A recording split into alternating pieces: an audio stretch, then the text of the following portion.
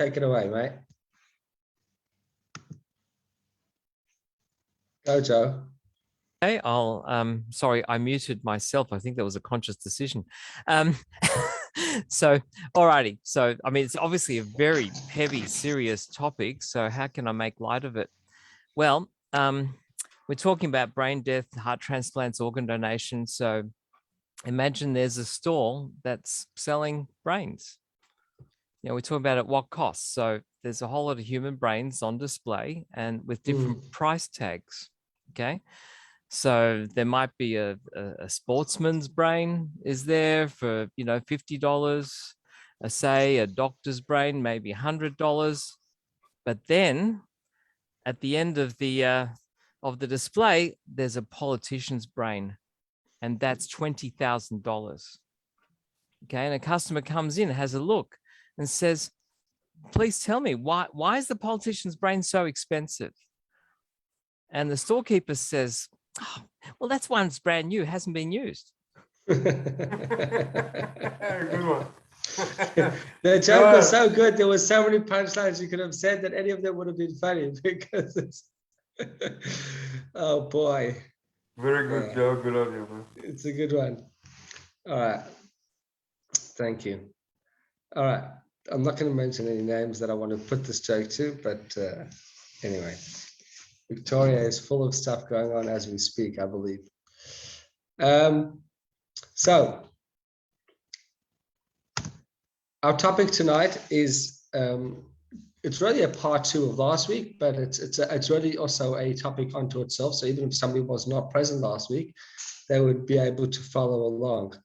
So last week we spoke about 2 categories within halakha: the category of organ donation as it applies to a person that's alive. We spoke about kidney transplants, blood, bone marrow, all things that are a little to no risk. And we said that the general consensus in general is that it was allowed as long as there's no major risk. When it came to doing transplants when we're alive, we went through the details and how that works. Then we spoke about after a person passes, we spoke about that in general it's not accepted unless it's going to cause immediate help to a person that is dying, and then that was an exception, and then it could be allowed. Now, one of the hottest elements is what we haven't spoken about yet, and that's the concept of heart transplants and things that are similar to heart transplants. I think they're working on brain transplants as we speak, especially for Joe. He's trying to figure out how we can get one of those unused politicians. Maybe then he'll be able to make pandemic rules and all types of interesting rules to work with his agenda. Yeah, that was not a political statement, that was a joke. But who knows what would happen in the future? When they start doing brain transplants and things like that, anything can happen. You could choose who you want to be, literally. But in 1968 in South Africa, they did the first successful heart transplant. I remember it very well because I was not born, way before my days. But at least it happened in the place that I was born. So heart transplant opened up a whole new can of worms, so to speak, in the world of halakha. Why?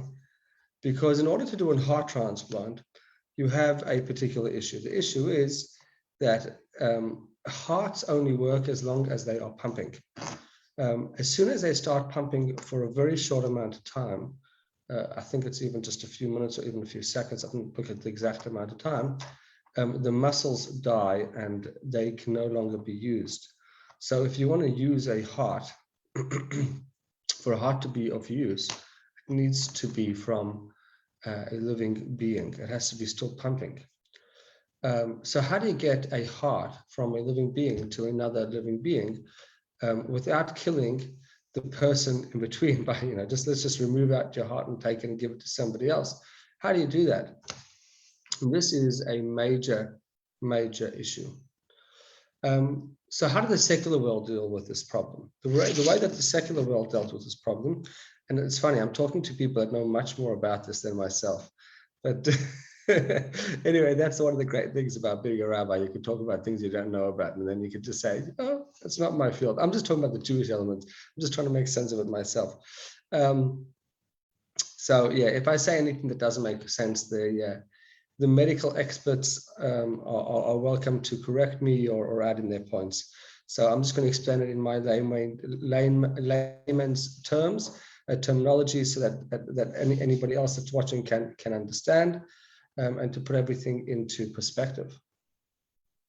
So the secular world, how do they deal with it? The way they dealt with it is with an old secular style, which has its values, which has its merits.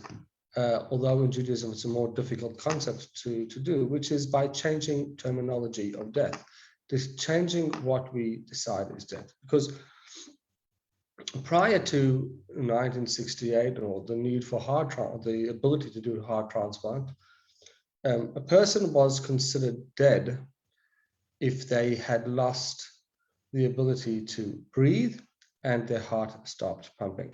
So it was both signs were required, breathing and heart pumping.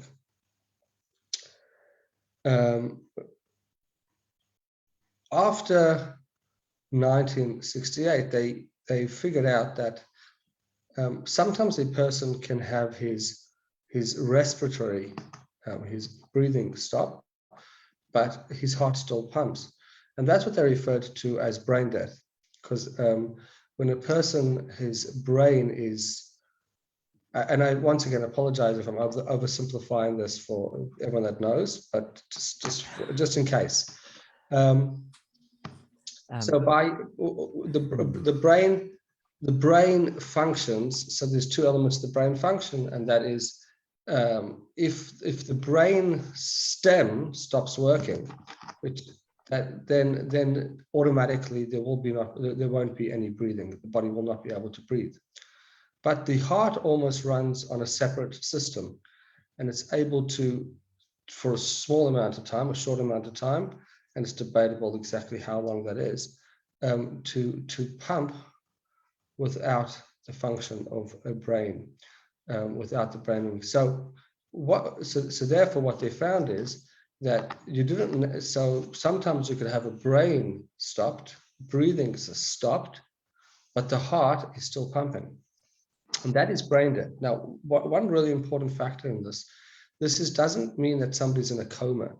If somebody's in a coma, his brain stems are still working, because the brainstem controls all the internal functions of the body, and those are still happening. That is, according to all opinions, including all secular opinions, not considered brain death. So a coma is not at all considered brain death, although some people have at times tried to think of it as or use that concept. In general, brain dead is when the brain has no function at all, including the brainstem, and therefore it's not sending any messages whatsoever to the body. But the heart is still able to function independently of it. And the question is, what is the status of that individual? So in the secular world, in the medical world, what they did is they re-termed the concept of death as having either stopped or brain death, or cardiac arrest. You didn't need both anymore.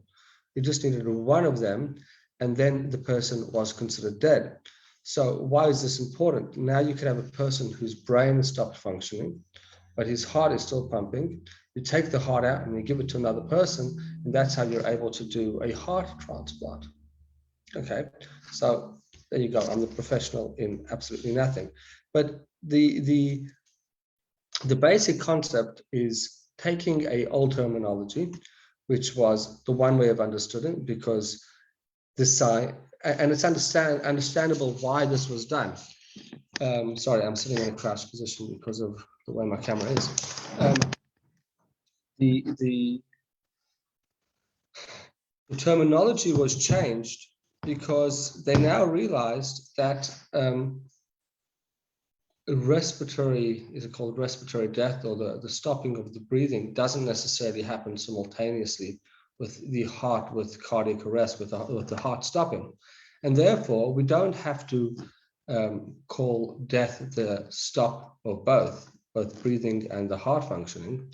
We could just use one, and therefore we could still benefit from the other. So in theory, if they can get a heart to stop and the brain to continue functioning, then they could do a brain transplant as well.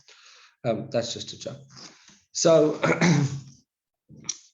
the main concept that was derived from this is that when you have this new way of how we term death, it allows you to change what you're doing. So normally you would have said, if somebody takes the heart out of a living being, that's killing them, that's murder. And nobody wants to do murder. So you change the terminology. Now, this concept of changing terminology is an old concept, but not so old.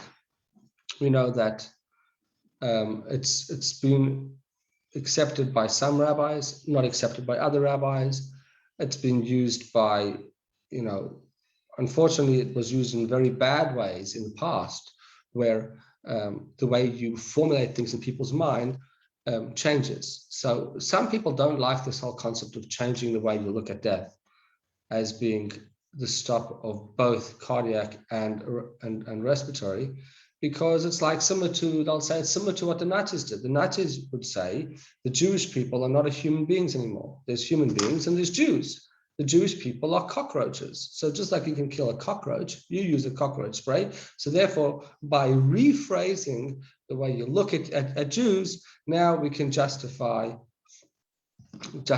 killing Jews, because you're not killing humans, you're just killing cockroaches.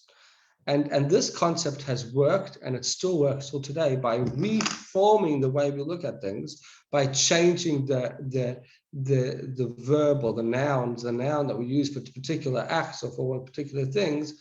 Then the whole feeling and sentiment that we have to it changes. So if we have somebody has the right to life as one of the basic rights of in the United States of America, the right to life. If you change what life means, then you're no longer taking away that life, right? And if you say that this person is no longer a human being, then that person. So that's the slippery slope, and that's a really dangerous concept, which is, and God forbid, I'm not saying at all that the medical world, by changing the definition of death, was in any way like the Germans. But it is a very slippery slope, and I do want to highlight that. And a lot of people don't like it for that reason, that it is a slippery slope. Because once you start changing terminologies, suddenly everything becomes just, what's the word? Subjective. Everything is no longer, there's no longer objective truths, and everything just becomes subjectives. And, now that's what we spoke about a few weeks ago when we started getting into this whole topic. Euthanasia and quality of life, and what is life, what's a life worth living, etc. And all these things become an issue because suddenly we've rephrased what death actually is and what life is. So this mere change has major ripple effects, and we have seen that since then. Lots of other changes. The definition of marriage used to be very clearly, the marriage was, the very definition of marriage was the two opposites coming together. When you have two opposites coming together, that's what a marriage was. Now they've redefined marriage, and you've kind of redefined, you're taking the same term and you're using it for something else, which is why I personally don't like the concept of changing terminology. I'd rather we had a different terminology than change terminology. I think terminology should stay the same, and the meaning of it should stay the same. If you want to say that when two people of the same gender, for example, want to have a union, they should have that. I've got no problem. But when you call it a marriage, then it's changing the actual definition, and then other things can happen as a result. That's one of my personal issues with it. And here you see a very similar thing. And as I said, this is something that the Nazis taught us how to do. Just change the way you define somebody, and then it all becomes okay. Rabbi, may I add? So CPR, which everyone's heard of CPR now, cardiopulmonary resuscitation. So the whole concept of being trained in CPR only arose when there was recognition that cardiac respiratory arrest was not inevitably death, that there was an intervention possible to restore life to someone who would otherwise die. Before CPR and similar techniques came along, cardiac respiratory cessation was death, but they didn't know that it wasn't immediate, but it took time to happen. And there was a window where the person could be revived. Yeah. Yeah. No, Can I add one other interesting thing? I mentioned about the heart and what sustains the heart. With mostly when we talk about a pump, we think about an independent unit, say mechanically, which may be powered by electricity or whatever, and you can remove a pump out of a system and the pump's okay and the system is not. One of the strange things about the heart is that the heart pumps blood for itself too.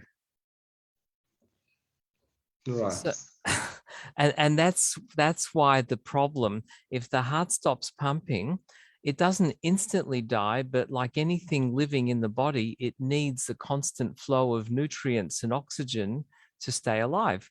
Right. And the heart is also pumping blood for itself through the special little carotid, there's a the coronary arteries. There's a network of little arteries that connect to the muscles of the heart, and they provide the nutrition and the oxygen for those muscles.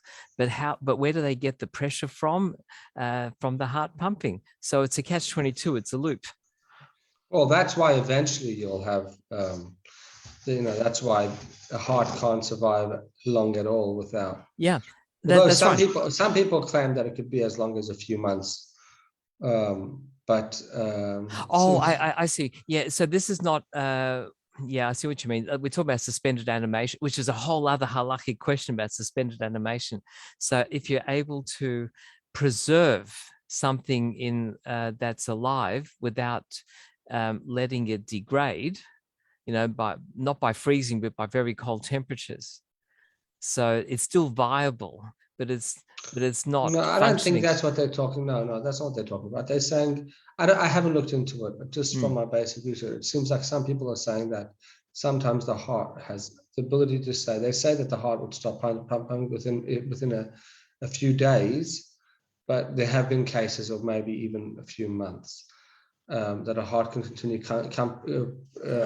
continue even after with brain death. Yeah. Oh, yes. As long as the heart is given those nutrients it needs. Absolutely. Right. So there's ways to make it.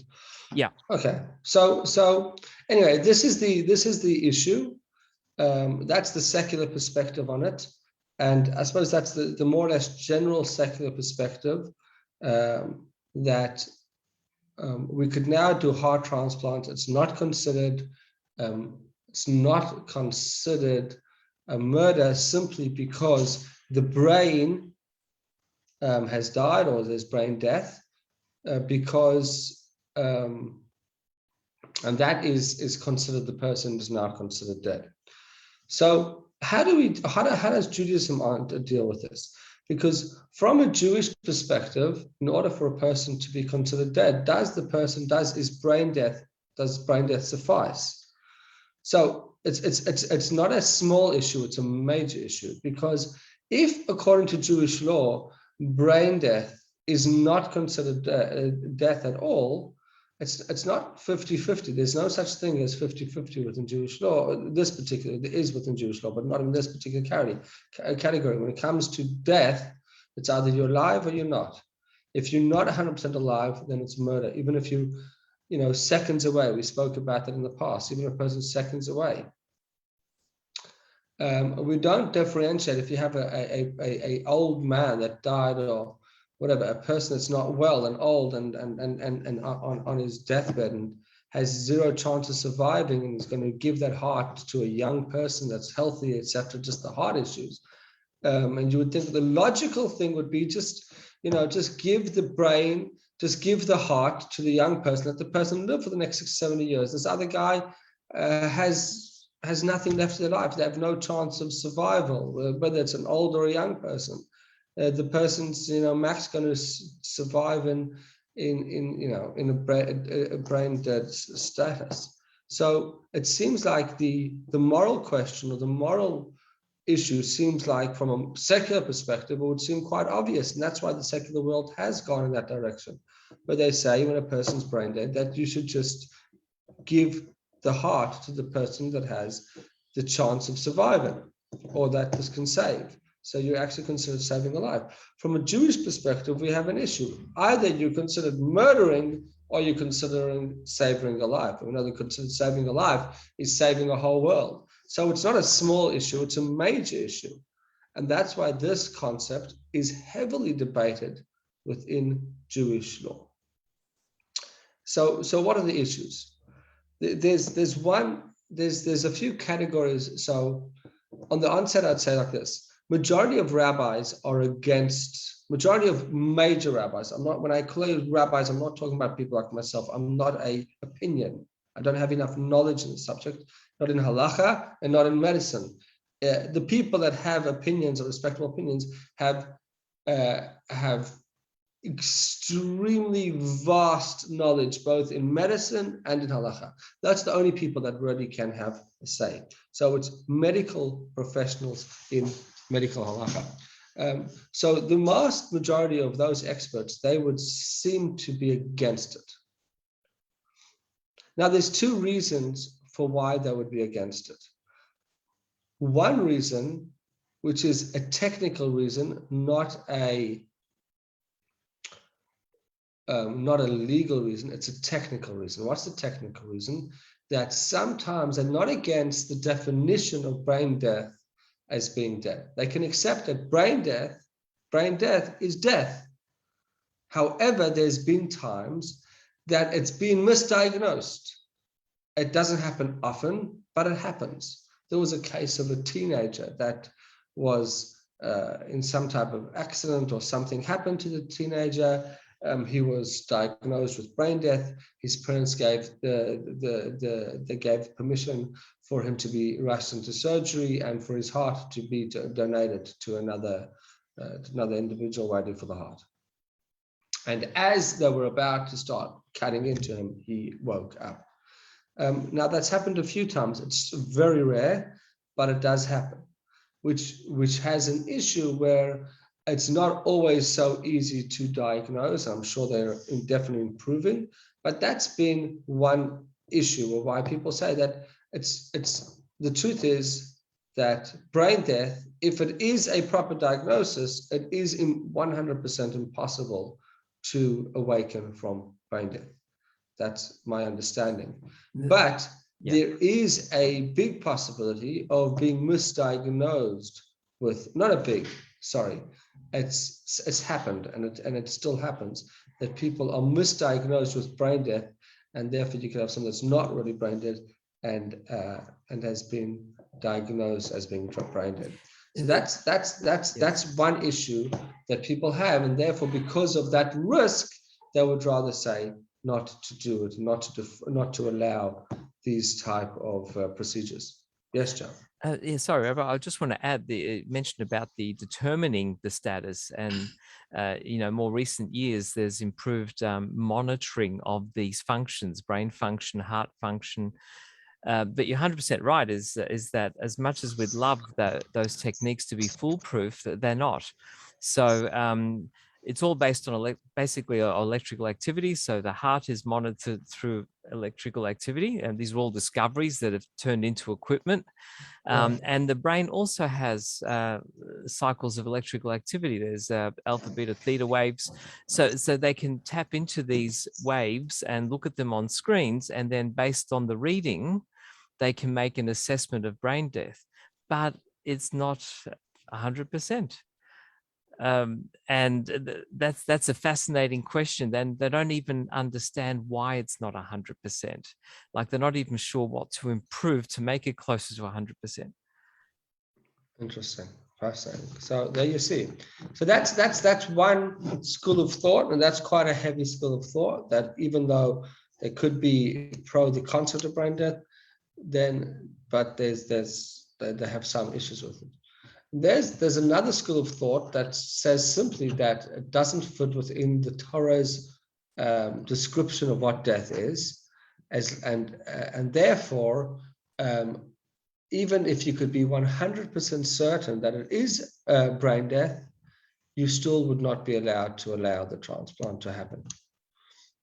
Okay, now then there is the other side which says no, brain death is good definition of death, and it could be saving lives, and therefore we should be allowing brain death. So on the one side, you have really great rabbis like Rav Elyashiv, who was one of the last great authority to come out of Israel. The Tzitz Eliezer, Rav Elyashiv was considered one of the great poskim of the last generation, died at the age of 104. The Tzitz Eliezer, I believe, who was Rav Waldenberg, I think Rav Wozner, and going further back, Rav Shlomo Zalman Auerbach. Shlomo Zalman Auerbach is considered definitely the greatest halachic authority, definitely within Israel of the last era, within the Ashkenazic world for sure. Definitely when it comes to, at least from the teachers that I heard, Rav Shlomo Zalman Auerbach is way up there, if not the top, when it comes to medical halacha and electrical halacha. So stuff that has to do with Shabbos and things like that, because he had a really strong knowledge in both, and he was the most accepted. I'm not sure what Reb Moshe Feinstein's opinion was on this. I don't know if the Rebbe ever voiced his opinion on this as well. There are many things the Rebbe did voice his opinion on. I haven't seen anything from the Rebbe on this particular subject. I would venture to think that he goes with the more stringent opinion, because the people that he seemed to more direct towards seem to go in that line. So what I'm saying is the authorities that he held the most of, or he guided people to go to Shlomo Zalman Auerbach and Moshe Feinstein or Elyashiv, those all were against the heart transplant for that reason. Now, they each have their reasonings behind them. Then you have on the other side, we have no small figures at all. We have people as great as Avadia Yosef. Avadia Yosef, who was the previous chief rabbi of Israel, but not only was previous chief rabbi of Israel, he's considered to be the greatest Sephardic scholar of the last century. And he has made it, I think, almost acceptable according to Israeli halacha, the chief rabbinate, which is one of the most respected that have gone rabbi to have gone to the chief rabbinate, and most Sephardic chief rabbis would follow him. The chief rabbinate of Israel follows that approach and allows for a certain degree of the brain death diagnosis, and therefore would allow for the heart transplant. But of the great, and then within the modern Orthodox halacha world, they tend to lean more leniently. So what are the reasonings? What are the reasonings behind the two things? Now, I had some notes open before, which I can't find exactly now. I'm on a different computer and everything, and I don't have my notes, but I could just tell you outside the different reasonings. For those that are pro the brain death diagnosis, they have two general proofs. The one proof is from Masechet Ohalot. Tractate Ohalot talks about impurity transferred through dead bodies that are under a roof in general. That's the concept. This is a fascinating discussion in and of itself, but for another time. And over there it discusses a case of a person taking a chicken. And the question is, sometimes when you and somebody sees a chicken that has been shechted, or the head has even been pulled off, so it's headless, and it's running around, it's still running around. I've seen that before. Don't know if I should admit to it. I've seen it once or twice, and that can happen because, of course, the nerves and the heart could still be pumping after the thing. and the nerves are still like in shock, although there's no pain because the pain comes through the brain and that's automatically chopped off straight away. That's why we believe that the Jewish way of slaughter is the most, the quickest and the most painless. But nevertheless, it doesn't mean that the heart doesn't pump and the nerves don't just go mad. So what happens if you see the chicken? And over here, that it says that that chicken is considered halachically dead. So there we have an example of a chicken that seemingly has its heart still pumping, but its brain disconnected, and no respiratory symptoms, and is considered halachically dead. That's one case that is in support of the brain death diagnosis. The other case is from Tractate Yuma. The Tractate of Yuma, which discusses Yom Kippur studies. So what are the laws of Yom Kippur? And it gives a case which I touched on last week, but a different element to it. What happens if a building collapses? Now, Jewish law says that if a building collapses and you suspect that there's even a slight possibility that somebody is alive under that rubble, under the collapsed building, you are not only allowed, but you're obligated to move away the debris even on Yom Kippur and of course on Shabbat, to possibly save that person's life. Now, so let's say you know that there's only one person in that. It was a house, and there's only one person in there, and you're busy clearing away the debris, and you find the person's body. And when you come to the person's body, you come to his nose, and you see that there's no sign of breathing. You check what's called by the chotam, by the nose, and there's no breathing. Says halacha, you don't have to continue digging, because if there's no breathing, the person has passed away. So that could be proof number 2 that you're seeing over here a case of an individual who we didn't check if he's cardiac, if his heart is still pumping. We only just checked if he was breathing, and that sufficed in order for us to define him as dead. We did not have to continue checking. So that could give us a proof that just checking for breathing is enough reason to consider the person dead. Now, I haven't found the exact answers to these particular questions, but I want to just pose a few things that are particular possible answers that I thought of myself, and I didn't have a chance to look at myself. How do the rabbis on the other side answer these issues? But before I do that, I would like to now tell you what's the proof for the other side. Why do other people disagree and say that no, we have to have also the cardiac arrest occurring? The other proof is that it says that hadamuhu hanefesh. There's a pasuk that says in Torah that the blood is the soul. And as long as you have blood pumping in the body, and that would be, in other words, if you have a heart that is pumping blood, the person is nefesh, there's a soul there. And the nefesh is what defines a person as being alive.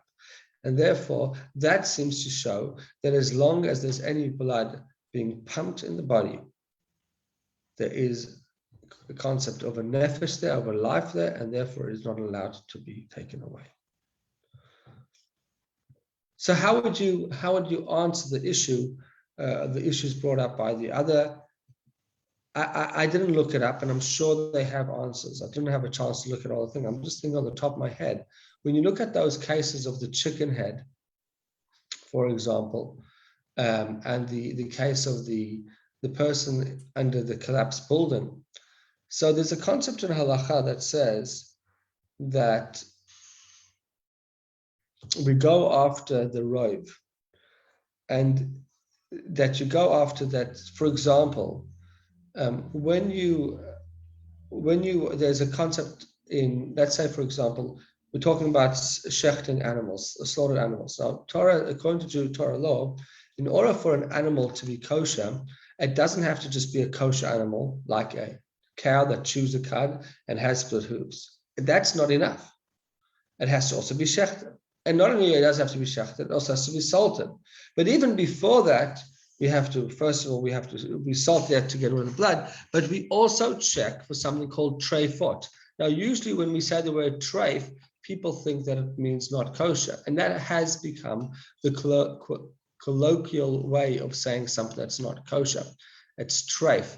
But the real meaning of treif is something which has well, treif really means that it's been like attacked and it's got like a claw poked into it. It's been taruf, it's been Mold. It's been clawed mold. down or attacked. Sorry, what are you going to say? It's been mold.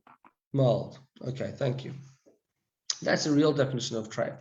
But we have a whole set of the laws of treifus, which teach us that if there's any part of the body that of the animal body that would have caused it to die within a year that was unhealthy, and because of that issue with the body caused it to die within a year, if we know about it, for example, if we were to check the heart and we see that the heart is not healthy, there's an issue with the heart, some of the arteries are closed, or some of the lungs or whatever it is, if we see something that's an issue, then that animal is not kosher. The meat could look great, but the animal is not allowed to be eaten. So what do? Do we check every single animal, to check every single part to see if it's kosher or not, to see if that was viable? And halacha goes through different things that can cause it to be treif. I had to learn this in order to get my smicha. So the halacha tells us that no, you don't have to check every single animal, from top to bottom. You have to check the most common areas of where the treifot happen. Now, in every country, no matter where you go, they will always check the lungs, because the most common places where there's an issue is in the lungs. And if you happen, now there's other countries that have other common issues that they will check. In Australia, I believe, because the livestock over here is taken well care of. There's no major issues within the food. There's good guidelines. The only thing more or less that is checked by the mashgiach is the lungs. And there's different ways of how the lungs are checked. But if you were to find that while you're checking, you have to see any other part of the animal that is not kosher, you would have to check that as well. But sorry, the animal would be not kosher. But if you didn't check it, we assume it's kosher and you can eat it. Why? Because there's a concept in halacha that says when it comes to kashrus and things like that, you go after the majority. The vast majority. It's called miyut hamatzah. It's like one. I can't exactly remember the exact amount, but it has to be a small percentage, maybe 1 in 10 or something like that, or 1 in 5. I can't remember exact. Well, it's embarrassing. The exact amount, but it's a small amount that doesn't regularly happen. So this plays out also to us.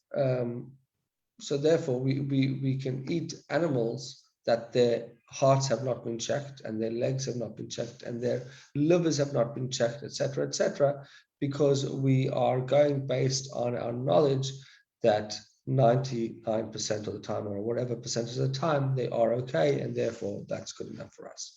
So therefore, we can say the same concept possibly applies over here, that yes, it is possible that the heart of this individual is still pumping, but it's pretty rare that if he's got no breathing signs, that his heart is also working. Of course, as Joe mentioned, now we know about CPR and things like that we can do. I don't know how aware they were of that in those days. So that's a possible potential answer, and that's my own personal justification, but I haven't actually seen that. Yes. Sorry, Rabbi, I just want to add that, I mean, Hatzalah has to deal with this very real halachic dilemma. So in my understanding of their standards in operation is that they always assume if they arrive at a scene and there's someone who's not breathing and no pulse, they always assume that person is capable of being revived, and they make the best attempt possible. 100%. And they would only do that if it was halachically endorsed. Right. No, 100%. So today's standards, we actually do that. but not in a collapsed building situation where we've gone and we've dug the person out and we've just uncovered their head, and we see that there's no breathing signs over there. So the chance of him still having any other signs is very uncommon. But if you have a person that's not been, that for whatever reason just stopped breathing, that would be clearly a different situation. Someone just stopped breathing because maybe they got a hot dog stuck in their throat, that's very different to having a building collapsing on top of them.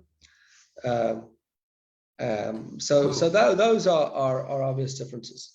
Okay, so are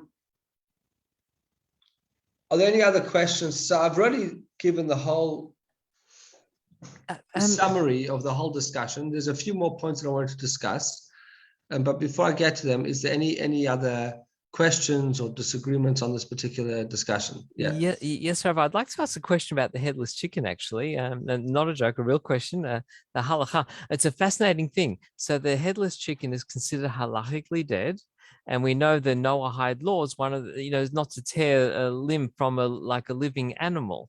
So if the chicken's halachically dead, even though it's moving, from that point of view, it can be dismembered and prepared for cooking, even though it's still moving? That's the understanding, yeah. And that's why the halacha is there. That's the actual discussion. Are you allowed to continue cooking it or cutting it up while it's still moving? Now, I believe that halacha says that you shouldn't eat it at that status.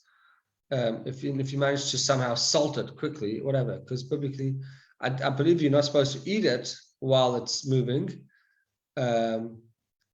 But you can start cutting it up and dismembering it. And that's what halacha says. Can I start cutting up a chicken that has no head, but it's still moving? And the answer is yes, because it's considered dead.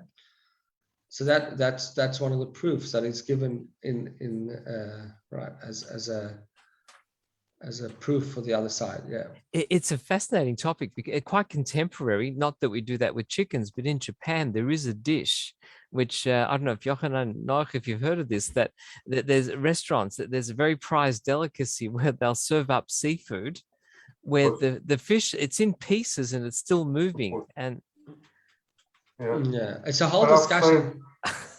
Yeah, I have heard of the concept, but there are, don't they? How are lobsters cooked? Are lobsters cooked alive? How does it work with lobsters? Sometimes I think when they're fresh out of the aquarium, they put them straight into boiling water and cook them. So I don't like the sound of it at all, actually. But, So it's an interesting question. Would that be halachically allowed? Because I'm not sure, and I believe, and I may be mistaken this because I haven't looked this up recently, but I believe the law of not to take a limb of a living animal does not necessarily apply to fish, to seafood. Therefore, if it doesn't apply to seafood, so therefore, in theory, cooking is a lobster. I would assume a lobster is considered seafood. Therefore, it could be halachically okay for a non-Jewish person to cook the lobster in that way, but a non-Jewish person we know is not allowed to. One of the 7 Noahide laws is that they're not allowed to eat from take the limb of a living animal. So therefore, they can't go and chop a piece of a cow and go cook it. That's against the law, even for a non-Jewish person. But a non-Jewish person is allowed to eat non-kosher, and therefore includes seafood and lobsters, seemingly, and therefore supposedly it could be okay. Okay, so that's an interesting differentiation between the law over there. What when you wanted to talk about what a non-Jewish person can do and can't do going to halacha, that's an interesting concept. Sorry. Go on, Yochanan.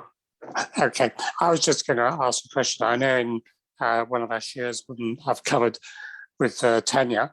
I mean, there is a very big importance between the right hand ventricle and the left hand ventricle, and the mind, the brain. It's the go-between. Am I Am I right in saying that? And you know, Tanya does talk about how the animalistic soul is more resides in the left ventricle, and the godly soul is more connected to the right ventricle. Yes, there is that concept within. and there's a Tanya. relationship between brain and heart. Yes, yes, yes. And also this concept of Tanya, that it's interesting you bring it up. The concept of the other side saying that the Adam Hua Nefesh is also brought down in Tanya, in the early chapters of Tanya as well, that the blood flows through, the soul, the life force is flowing through the blood, and that's where the life force is. And Tanya kind of brings that out as well. So that's the, so that's the claim of the other side. We have this, we have the issue of blood being pumped, and therefore there's a life force still there.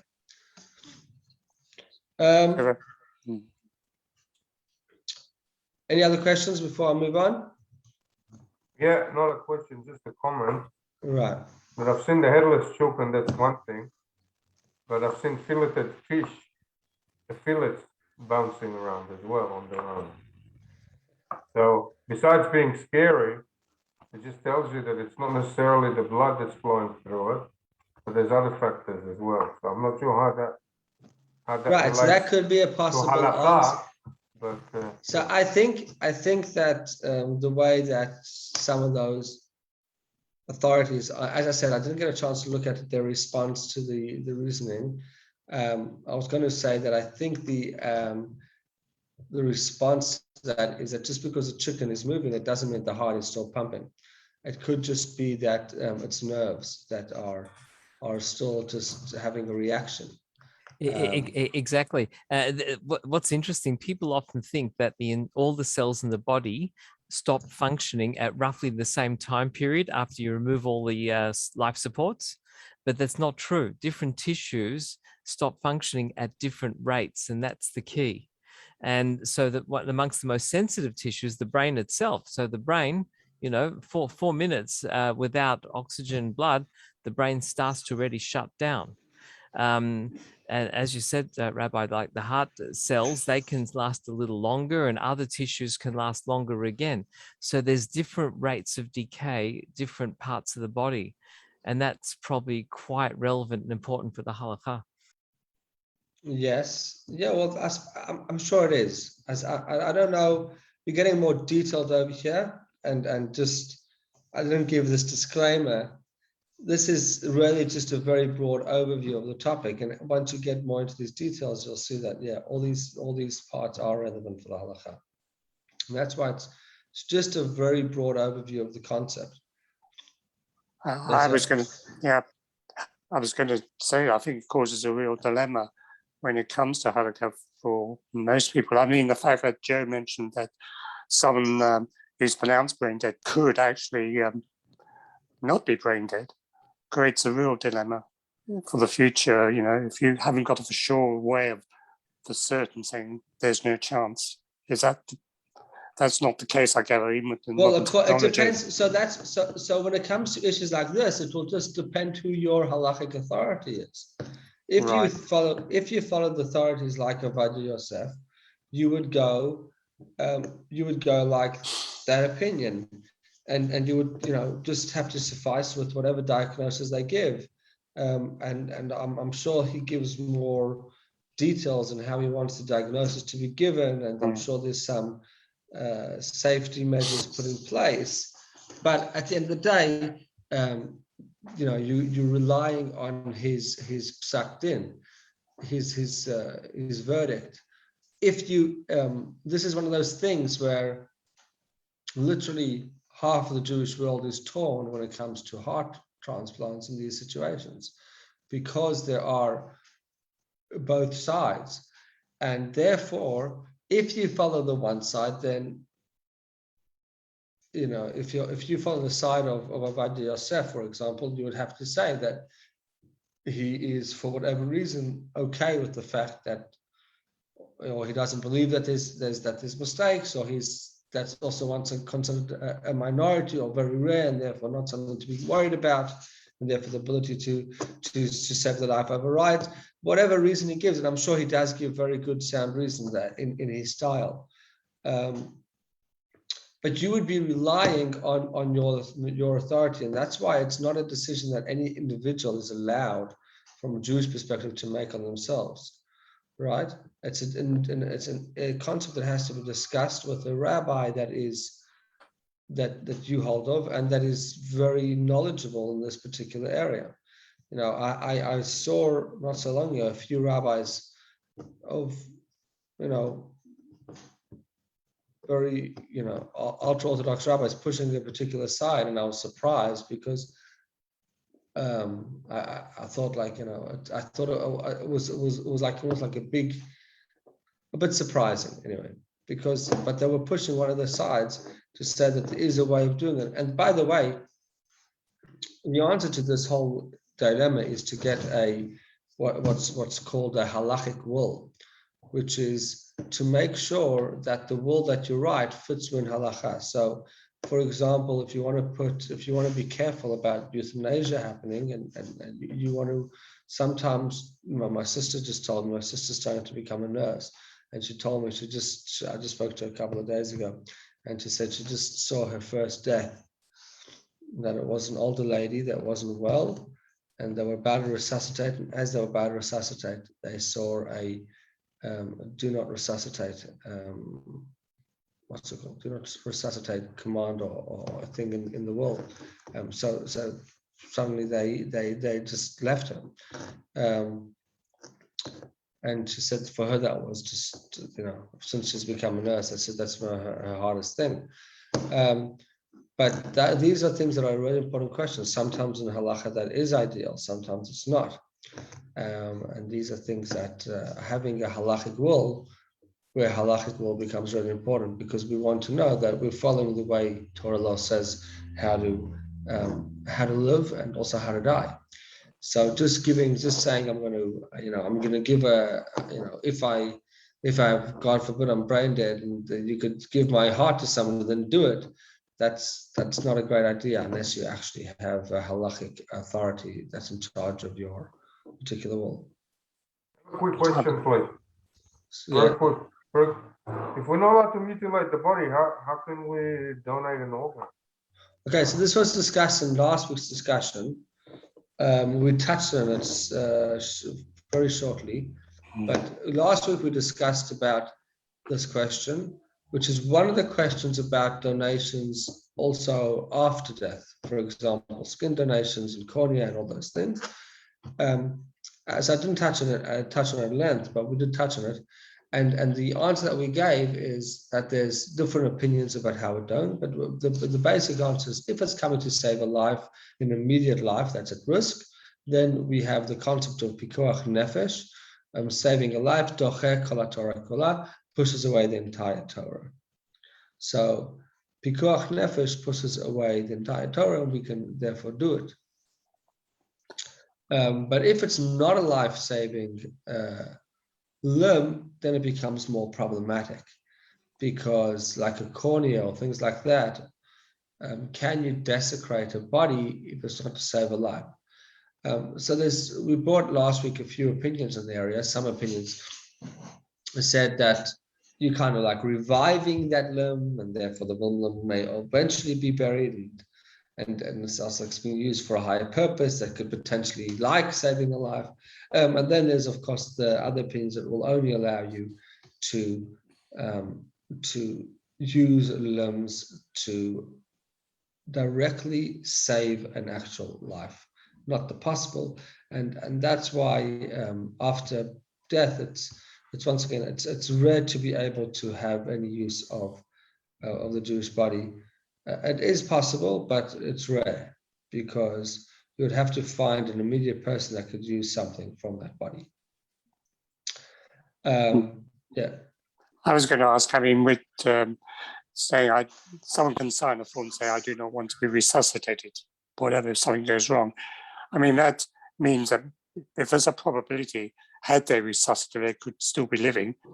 How does Halakha look at that in that term? Okay, so this is a question that goes back more like 3 weeks your question, which is a good one, but this goes back more 3 weeks when we talk about euthanasia and assisted life, suicide, and things like that. Yeah. And the question then is, I'm just trying to categorize things. So we not that it's an issue if it's from a different week. Just want us to understand what category it falls into. The issue over there was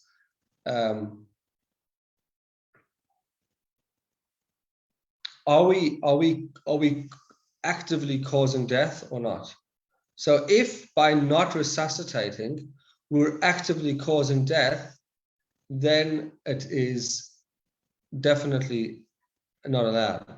But when we someone's asking someone to actively resuscitate, and it's not necessarily a problem. So we spoke about, I think it was 2 or 3 weeks ago when we spoke on the topic, that if there's a person that's connected to machines and you want to take them off machines, you're actively killing them because those machines are now supporting their life. But if you have a person that is suffering and by resuscitating them, you're just prolonging their suffering, are you now obligated to resuscitate them? And the answer is not necessarily, or not really. You haven't obligated to help a person. But if it's not considered, hey, Leon, good to see you. Thanks. Just in time. To say goodbye. Sorry, It's we were okay. helping a friend. Sorry. No worries. Good to see you either way. Thank you. So we're just talking about a question of resuscitating, whether a person that has a do not resuscitate command or in their will. And the answer is that if the person has a state that it's not going to actively kill them, then you can say that it's okay. Nevertheless, if we believe that the person is going to live and live healthily and have a good, healthy life, and you're not prolonging suffering, then you have an obligation, on the other hand, to save a life.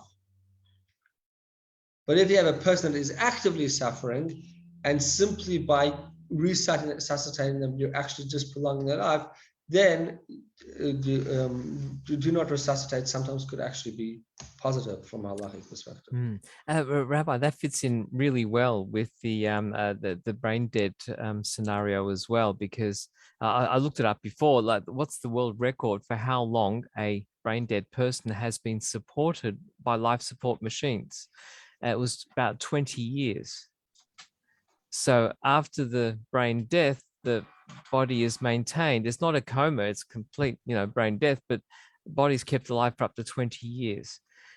So a person in that situation, if they're halachically dead, then the management of that person, it's a whole different set of questions, isn't it? Right, 100%. So yeah, well, it becomes a, in the case that happened recently in the UK, where you had this girl that was on treatment and life support and was not brain dead, and then they just decided to turn off the machines that were supporting her, that was absolute murder, according to all opinions of Jewish law. There's no argument about that. With the brain death, it could be different. So there was a few more things I want to touch on, but let's just wrap up a few ends over here, which is one or two more final points. If there's an opinion that says that a person that is brain dead is not considered dead, and therefore you're not allowed to donate the heart, a person is not allowed to donate the heart, if you're following that opinion, right, which is according to most of the majority of experts, are you allowed to receive a heart from somebody else? Because that person, in your opinion, sorry, in the opinion that you're following, is being murdered in order to give you the heart. So can you accept the heart from a murder victim, so to speak? Because in your opinion, the opinion you're following, so how does that go? Anybody want to take a quick shot at this? What would you say? It's a difficult question, isn't it? I'd be going with the Bikor Nefesh is to save a life and suspending the laws of the Torah. But murder is happening in order to save that life, and we said that you can't murder in order to save a life. You can't murder, but you're not the one doing the murdering. Someone else is. Okay, yeah. So that's the valid point. The valid point. Yes. Irene would like to say something. Usually if a heart is being transplanted, that person is dead. And it will take, there's a short time where the heart is still viable to be transplanted. So if the person died of other causes, like kidney failure, for example, and they're legally dead, according to the law. No, I'm not talking about halakha. Right. So what we went into a long description exactly of what you're saying of how that is considered legally dead, but doesn't necessarily fit. And it's a debate whether that fits within Jewish law. And that's the discussion we're talking about. Yeah, we've missed that. Sorry. No, that's all good. So that's why I'm just catching you up on that point. Yeah, no. So you are 100% correct. That is considered legally dead, but we went through a whole reasons of why there's actually a debate within the Jewish world. And some people will say that you are considered legally dead, and some people say that you're not. So that's a very valid point that you bring. So now we spoke about before, if you follow that opinion that you are considered legally dead also according to Jewish law, so then it's okay. You can accept the heart from somebody else because you're taking from a heart from a dead person. But if you follow the opinion that says that they're not legally dead according to Jewish law, then can you accept the heart? Because that person is, according to that opinion, being murdered to give the heart, because the person would then be considered legally alive. Well, who decides that you are legally dead if not a few doctors, not just one doctor, but like maybe 2 or 3 doctors decide that that person is dead, legally dead? I mean, who decides that? Well, the answer to that question, it's a good question. The answer is, what we've come out from tonight's discussion is that there's different definitions of what death is. Death in the secular world used to be defined as one thing. And then when they came up with the concept of a heart transplant, they redefined death. Right. Death was redefined from a secular perspective, from a secular medical perspective. Death was redefined. And therefore, what a doctor defines today as death was not defined necessarily as death before 1968, before they did the first heart transplant. The question, therefore, is, does halakha follow that same approach? So just because the secular world and the doctors have redefined what death is, has Torah also redefined what death is? Do you understand what I'm saying, Irene? So is the opinion does the opinion differs then, the halacha and the doctor? Yes, because halacha, according to some opinions, halacha still holds of the old opinion of what death is. Yes. So according to this, so in short, Irene, the difference is that a death, according to all opinions, used to be both stopping of breathing and stopping of the heart, which breathing is from the brain, and stopping the heart. And then when they started doing heart transplant, they redefined death to say, no, as long as there's just stopping of the breathing or stopping of the brain death, then the person still is considered dead, even though the heart is still pumping. Right? And that was a redefining of the concept of death. But the question is, did halakha follow that? Does that follow halakha? And then we went into the whole different sides of which side to follow. Yeah, Irene, what it can mean is, like, legally there has to be a declaration of time of death. Okay. Right. So doctors will certify time of death according to the secular criteria, but a halachic time of death could be quite different. Right. I see. Okay. So those are the two different concepts that we're talking about of what is defined as death. So as I mentioned, there's definitely rabbis that would agree with the modern technical definition of death, and you would have no question according to that opinion. But according to the opinions of those opinions that don't agree, you would have an issue of a moral issue of taking a heart from a person that wasn't dead. Yeah. Right? Yeah. Technically. So what's the answer to this question? Can you take that heart if you follow that opinion? And the answer is according to, so once again over here, it's a debate. Some will say, no, it's not moral, because if we're considering it death, then by you accepting it, you are causing murder to happen. Right. And other opinions would say, no, you are allowed to accept that heart because I'll tell you, because you're not causing the murder. The murder, the evil, so to speak, if we're calling it evil, nobody's actually calling anybody evil, but if you were to, for example, call it evil, the evil is happening in any case. And therefore, once the evil is happening in any case, you're allowed to gain whatever benefit you can from it. I'll give you an example, and quite a gruesome example of this. In the Holocaust, the Nazis, as I mentioned right at the beginning, they redefined Jews as not being humans. That we were just cockroaches, and therefore they can do whatever type of scientific what's the thing? Procedures. What? Procedures and Experiments. and trials. They could try whatever they want. What we would normally only try on insects and animals, they would try on Jewish people.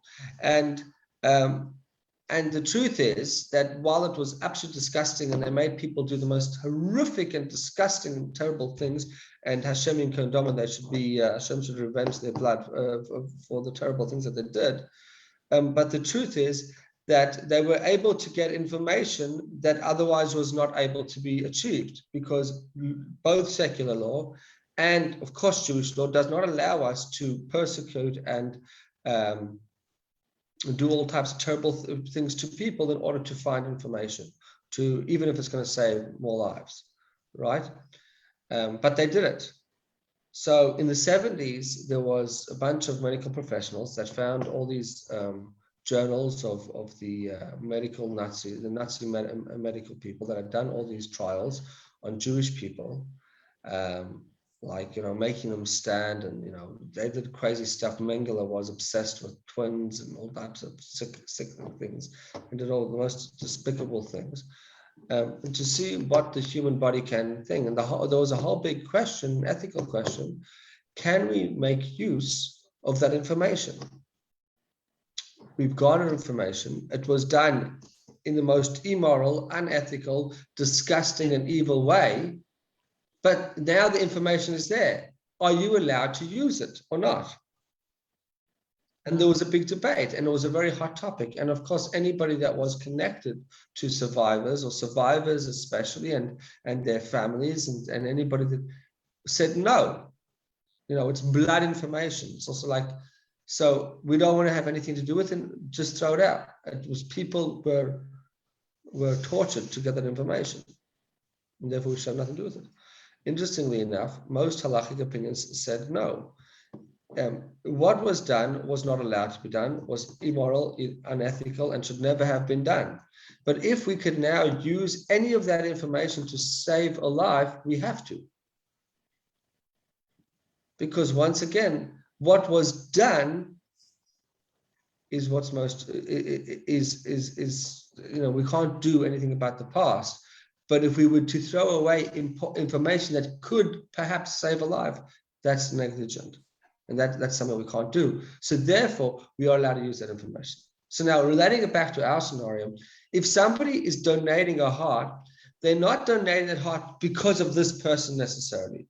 Most people that donate hearts, there's usually many people that are waiting, much more people. They say there's like, for every donor, there's 5 people waiting for a heart. So there's a shortage. That person, if it doesn't go to you, it will go to somebody else. And therefore you are allowed to halachically take it, even though you may help, because the murder, so to speak, will happen either way. And therefore, by it happening, you're allowed to benefit from it. because you're not directly causing it to happen. But if it was directly happening because of you, that would be more questionable. In other words, if somebody was saying, I'll only do it for my sibling. If my sibling needs a heart, if I happen to be brain dead and my sibling needs a heart, then you could do it. Otherwise, you can't do it for anybody else. Then that could be an interesting question. Right? So then it opens a whole new, but that is very rare and almost an impossibility. So therefore, that's not an issue.